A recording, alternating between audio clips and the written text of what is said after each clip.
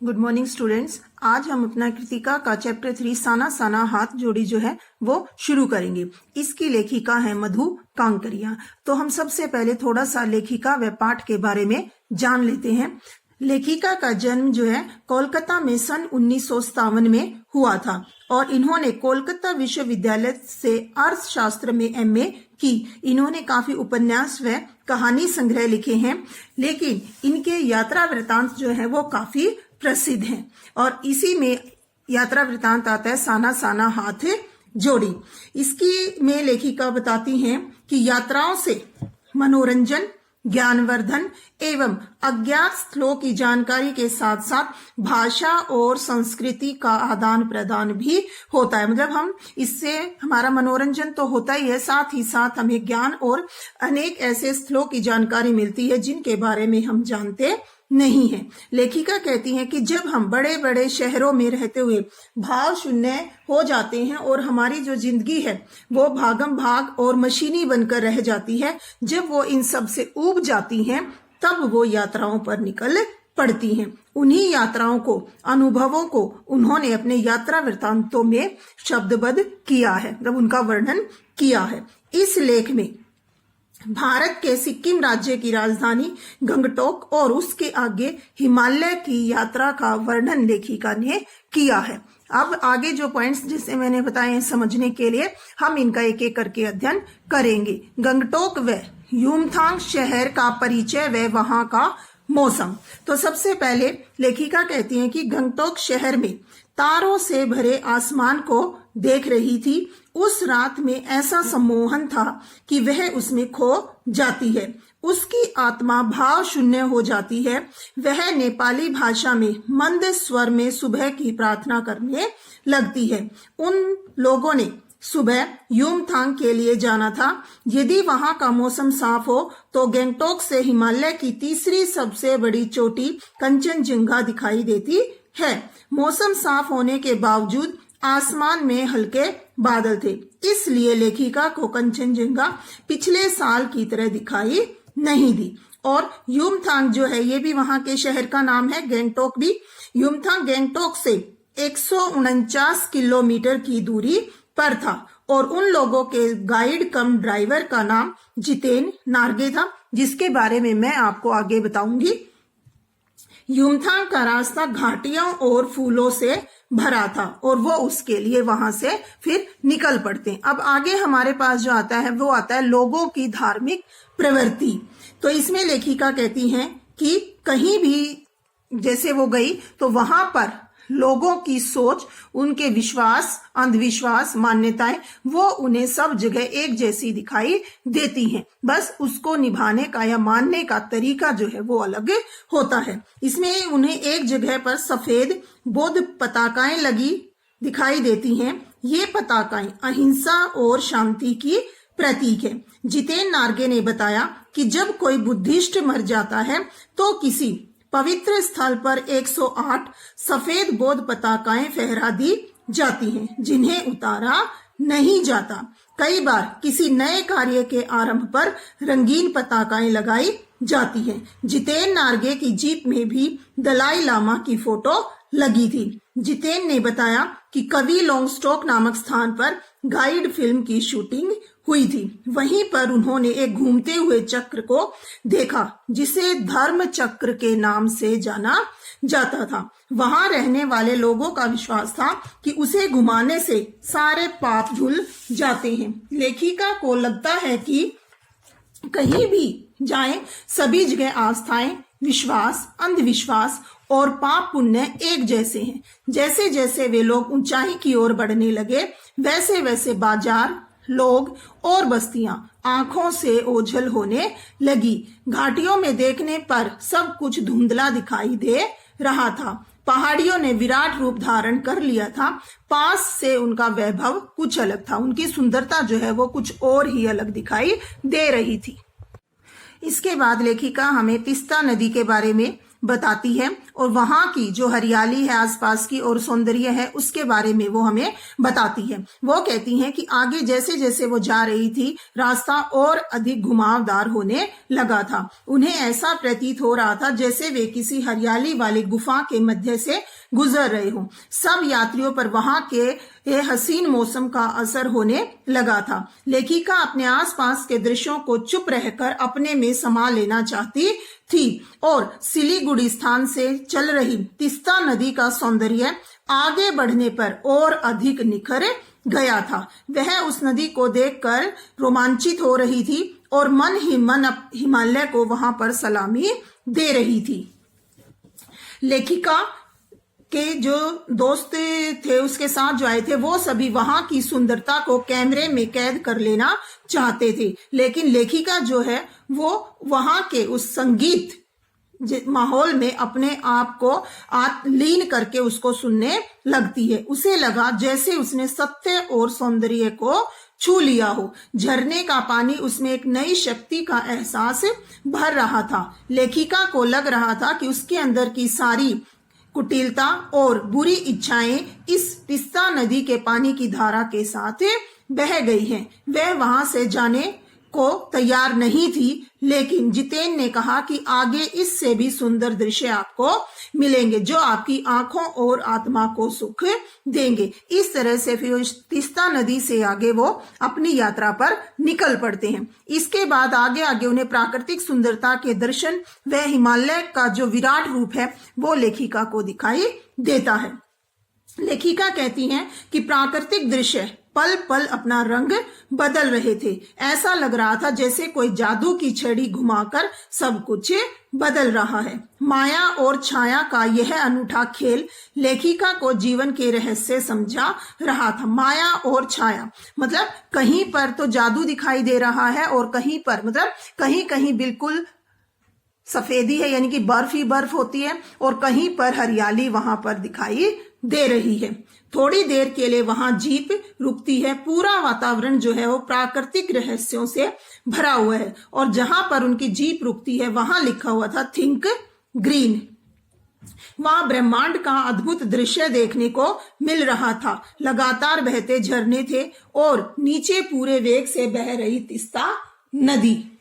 सामने धुंध थी, ऊपर आसमान में बादल और धीरे धीरे हवा जो है वो चल रही थी। आसपास के वातावरण में खिले फूलों की हंसी चारों ओर बिखेर रही थी। वहां पर अनेक प्रकार के फूल थे जो कि लेखिका को अपनी ओर आकर्षित कर रहे थे। लेखिका ने ऐसा सौंदर्य अपने जीवन में पहली बार देखा था। इसके बाद वो कह रहे हैं लेखिका को लगता है कि उसका अंदर बाहर सब एक हो गया है। उसकी आत्मा ईश्वर के निकट पहुंच गई लगती है। मुंह से वही प्रार्थना के बोल निकल रहे थे। इसके बाद लेखिका का मोह भंग, ये पॉइंट आया हमारा।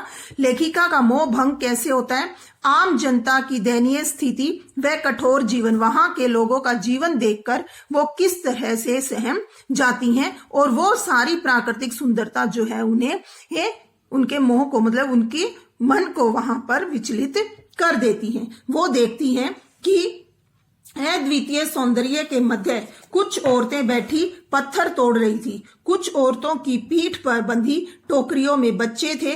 इतने सुंदर वातावरण में भूख, गरीबी और मौत के दृश्य ने लेखिका को सहमा दिया। ऐसा लग रहा था कि मातृत्व मतलब वात्सल्य और श्रम साधना साथ साथ चल रही है। वो औरतें वहां पर काम भी कर रही हैं और साथ ही साथ अपने बच्चों की देखभाल भी कर रही हैं। एक कर्मचारी ने बताया कि पहाड़ी ने मौत की परवाह न करते हुए लोगों के लिए पहाड़ी रास्ते को चौड़ा बना रही है और कभी कभी इस काम को करते समय उनमें किसी किसी की मौत भी हो जाती है। और जब कभी पहाड़ों को डायनामाइट से उड़ाया जाता है तो उसमें उनके टुकड़े इधर उधर गिरते हैं और इसमें सावधानी न बरती जाए तो यह हादसा जो है वो जानलेवा भी हो जाता है। इस तरह लेखिका कहती है कि कहीं भी जाएं, आम जीवन की कहानी एक जैसी ही होती है। मजदूरों के जीवन में आंसू, अभाव और यातना अपना अस्तित्व बनाए रखते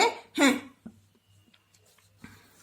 इसमें लेखिका की सहेली मणि और जितेन उसे दुखी देखकर कहते हैं कि यह तो देश की आम जनता है, इसे वे लोग कहीं भी देख सकते हैं। लेखिका उनकी बात सुनकर चुप हो जाती है, परंतु मन ही मन सोचती है कि ये लोग समाज को कितना कुछ देते हैं, इस कठिन स्थिति में भी ये खिलखिलाते रहते हैं। मतलब कि अपना जीवन दांव पर लगाकर वो उन लोगों के लिए वहां पर रास्ता बना रहे हैं जो कि वहां घूमने फिरने के लिए आते हैं।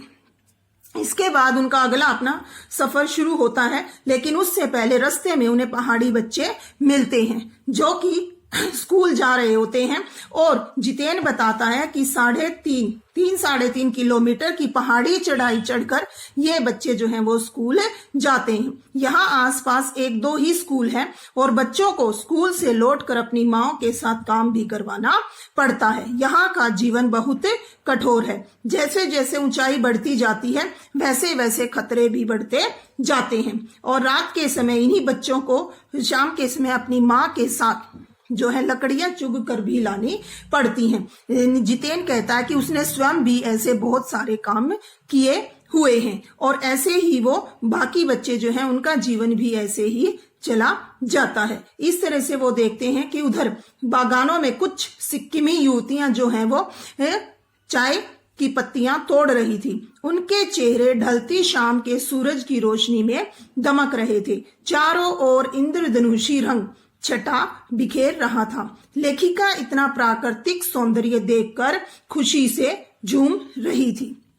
मतलब कि इसमें लेखिका ये कह रही है कि मतलब जहां इतनी सुंदरता है, सब कुछ है, वहां पर आम जनता का जीवन वैसा का वैसा ही हमें दिखाई देता है। उसमें किसी प्रकार का कोई परिवर्तन हमें दिखाई नहीं देता। वहां पर भी उन्हें अपनी रोजी रोटी कमाने के लिए, अपना जीवन आगे चलाने के लिए कठोर मेहनत करनी पड़ती है। इसके बाद आगे हमारा आता है लायुंग का सफर। युमथांग पहुंचने से पहले वो लायुंग में रुके। लायुंग लकड़ी से बने छोटे घर उसमें बने हुए थे। लेखिका सफर की थकान उतारने के लिए तीस्ता नदी के किनारे फैले पत्थरों पर बैठ गई। उस वातावरण में अद्भुत शांति थी। ऐसा लग रहा था जैसे प्रकृति अपनी लय, ताल और गति में कुछ कह रही है। इस सफर ने लेखिका को दार्शनिक बना दिया था। रात होने पर जितेन के साथ अन्य साथियों ने भी नाचना गाना शुरू कर दिया। लेखिका की सहयात्री मणि ने बहुत सुंदर नृत्य किया। लायुंग में अधिकतर लोगों की जीविका का साधन पहाड़ी आलू, धान की खेती और शराब था। लेखिका को वहां बर्फ देखने की इच्छा थी, परंतु वहां बर्फ का नाम नहीं था। वे लोग उस समय समुद्र तट से 14,000 फीट की ऊंचाई पर थे। एक स्थानीय युवक के अनुसार प्रदूषण के कारण यहाँ स्नोफॉल कम हो गया है। ठीक है, इसके बाद कटाओ नामक स्थान आता है। उसके बारे में लेखिका हमें बताती है और वो कहती है कि कटाओ को भारत का स्विट्जरलैंड कहा जाता है। वो कहते हैं कि आपको यहाँ नहीं, हाँ, कटाओ में आपको बर्फ देखने को मिल सकती है। कटाओ को भारत का स्विट्जरलैंड कहा जाता है। कटाओ को अभी तक टूरिस्ट स्पॉट नहीं बनाया गया था, इसलिए यह अब तक अपने प्राकृतिक स्वरूप में था। मतलब अभी तक जो है वहां पर जो सेनानी है वो घूमने के लिए आने नहीं लगे थे, इसीलिए कटाव जो है वो अपने प्राकृतिक रूप में ही उन्हें दिखाई देता है। और वहां के जो स्थानीय लोग हैं वो कहते हैं कि शायद कटाव में आपको शर्तिया बर्फ देखने को मिल जाएगी। इसके बाद वो आगे देखते हैं कि जगह जगह चेतावनियां लिखी हुई थी। सावधानी हटी, दुर्घटना घटी, गाड़ी धीरे चलाएं, घर पर बच्चे आपका इंतजार कर रहे हैं। इस तरह से जो है वो जगह जगह पर चेतावनियां लिखी हुई थी, क्योंकि रास्ता जो है वो घुमावदार था और डर बना रहता था। इसके बाद वो कहते हैं चारों ओर बर्फ से भरे पहाड़ थे। जितेन कहने लगा कि यह बर्फ रात को ही पड़ी है। पहाड़ ऐसे लग रहे थे जैसे चारों ओर चांदी फैली हो। कटाव पहुंचने पर हल्की हल्की बर्फ पड़ने लगी थी। बर्फ को देखकर सभी झूमने लगे। लेखिका का मन भी बर्फ पर चलने का था, लेकिन वह अपने साथ बर्फ में पहनने वाले जूते नहीं लाई थी और उसके सभी यात्री जो है वो वहां फोटो खिंचवा रहे थे। लेखिका फोटो खिंचवाने के बजाय वहां के वातावरण को अपनी सांसों में समा लेना चाहती थी। उसे लग रहा था कि यहाँ के वातावरण ने ही ऋषियों मुनियों को वेदों की रचना करने की प्रेरणा दी होगी। ऐसे असीम सौंदर्य को कोई अपराधी भी देख ले तो वह भी आध्यात्मिक हो जाएगा। मणि के मन में भी दार्शनिकता उभरने लगी। तो इसके बाद आगे वो कहते हैं कि यहाँ पर प्रकृति ने जल संचय मतलब पानी को इकट्ठा करने की व्यवस्था कैसे की हुई है, इसके बारे में हमें लेखिका बताती हैं। वो कहती हैं कि ये हिम शिखर पूरे एशिया को पानी देते हैं। प्रकृति अपने ढंग से सर्दियों में हमारे लिए पानी इकट्ठा करती है और गर्मियों में ये बर्फ शिलाएं पिघल कर जलधारा बनकर हम लोगों की प्यास को शांत करती है। प्रकृति का यह जल संचय अद्भुत है। इस प्रकार नदियों और हिम शिखरों का हम पर ऋण है, यानी कि इन्हीं नदियों और हिम शिखरों की वजह से हमें पानी मिलता है। इसके बाद वो आगे कहते हैं फौजी छावनियां, मतलब वहां पर जो फौजी हैं वो उनकी छावनियां बनी हुई है और किस तरह से वो देश की रक्षा में दिन रात वहां पर लगे रहते हैं। थोड़ा आगे जाने पर फौजी छावनियां दिखाई दी।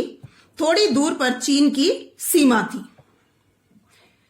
फौजी कड़कड़ाती ठंड में स्वयं को कष्ट देकर हमारी रक्षा करते हैं। लेखिका फौजियों को देखकर उदास हो गई। वैसाख के महीने में भी वहां बहुत ठंड थी। वे लोग पोष और माघ की ठंड में किस तरह रहते होंगे, मतलब जब बहुत ज्यादा ठंड पड़ती होगी तो वहां वे लोग किस तरह रहते होंगे, ये सारी चीजें सोचकर लेखिका का मन जो है वो उदास हो जाता है। वहां जाने का रास्ता भी बहुत खतरनाक था। वास्तव में ये फौजी अपने आज के सुख का त्याग करके हमारे लिए शांतिपूर्वक कल का निर्माण करते हैं। वे लोग वहां से वापस लौट आए थे। यूमथांग की पूरी घाटियां प्रियुता और रूडोडेंड्रो के फूलों से खिली हुई थी। इसमें बताया गया है कि लोग गंगटोक को गंतोक बुलाते हैं। गंतोक का अर्थ क्या है? पहाड़। सिक्किम में अधिकतर क्षेत्रों को टूरिस्ट स्पॉट बनाने का श्रेय भारतीय आर्मी के कप्तान शेखर दत्ता को जाता है। शेखर दत्ता कहते हैं कि इसे टूरिस्ट स्पॉट बनाए जाने पर यहाँ पर लोगों का आगमन होगा और हमारी जो युवा पीढ़ी है वो यहाँ के सौंदर्य के बारे में जान पाएगी। लेखिका को लगता है कि मनुष्य की कभी न समाप्त होने वाली खोज का नाम ही क्या है? सौंदर्य है। और अंत में हम बात करेंगे जितेन नार्गे, जो कि लेखिका का गाइड भी है और ड्राइवर भी है। ठीक है, और साथ ही साथ वही हमें सिक्किम के जीवन व वहां के लोगों की जानकारी जो है वो बताता है। जितेन जो है एक गाइड है और साथ ही साथ वो ड्राइवर भी है। अच्छी गाड़ी चलाता है और उसे वहां के सिक्किम के पहाड़ों के हर रास्ते के बारे में अच्छी जानकारी है और बीच बीच में वो लेखिका और उसके साथियों को वहां के सौंदर्य के बारे में भी बताता है, लोगों के जीवन के बारे में भी बताता है कि लोगों का जीवन जो है वो वहां पर कितना कठिन है। इसके बाद वो कहते हैं जितेन ने रास्ते में बताया कि यहाँ पर बंदर का मांस भी खाया जाता है और लोग मानते हैं कि बंदर का मांस खाने से कैंसर नहीं होता। उसने बताया कि यहाँ तो उसने तो कुत्ते का मांस भी खाया हुआ है। सभी को जितेन की बातों पर विश्वास नहीं हो रहा था कि वह सच बोल रहा है। उसने पठारी इलाकों की भयानक गरीबी देखी है। लोगों को सुअर का दूध पीते हुए देखा था।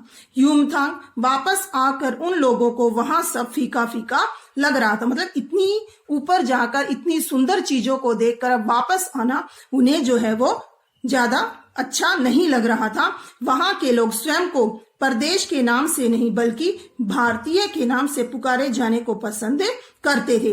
पहले सिक्किम स्वतंत्र राज्य था, अब वह भारत का एक हिस्सा बन गया है। ऐसा करके वहां के लोग बहुत खुश हैं। मणि ने बताया कि पहाड़ी कुत्ते केवल चांदनी रातों में भौंकते हैं। यह सुनकर लेखिका हैरान रहेगी कि क्या पहाड़ी कुत्तों पर भी पूर्णिमा की चांदनी रातों का प्रभाव पड़ता है। लौटते हुए जितेन ने उन लोगों को कई और महत्वपूर्ण जानकारियां भी दी। रास्ते में उसने एक जगह दिखाई दी, उसके बारे में बताया कि यहाँ पूरे 1 किलोमीटर के क्षेत्र में देवी देवताओं का निवास है। जो यहाँ गंदगी फैलाएगा वह मर जाएगा। उसने बताया कि वे लोग पहाड़ों पर गंदगी नहीं फैलाते हैं, वे लोग गंगटोक को गंगटोक बुलाते हैं, यानी कि पहाड़। तो इस तरह से हमने पाठ के बारे में जाना। तो ये पाठ जो है मुख्य रूप से लेखिका की यात्रा का वृतांत है। जो लेखिका ने सिक्किम की यात्रा की है, वहां के अलग अलग स्थानों पर घूमी है, जिसमें हमने गंगटोक, युमथांग, लायुंग, कटाओ आदि के बारे में इसमें पढ़ा है। तो इसे हम एक यात्रा वृतांत कह रहे हैं। और इसमें लेखिका ने यह बताया है कि जब इंसान अपनी भागम भाग और ये मशीनी जीवन जो है उससे ऊब जाता है, उसके बाद कुछ समय के लिए वो शांति चाहता है, और शांति जो है वो ऐसे ही प्राकृतिक स्थानों पर जाकर मिलती है। और जो हमारे पाठ का नाम है साना साना हाथ जोड़ी, ये वहां की एक प्रार्थना के बोल हैं कि मैं छोटे छोटे हाथ जोड़कर आपसे प्रार्थना करती हूँ। इस तरह से हमारा ये पाठ जो है वो यहाँ पर समाप्त होता है। उम्मीद है कि आपको ये सारांश जो है वो समझ में आया होगा। ठीक है, धन्यवाद।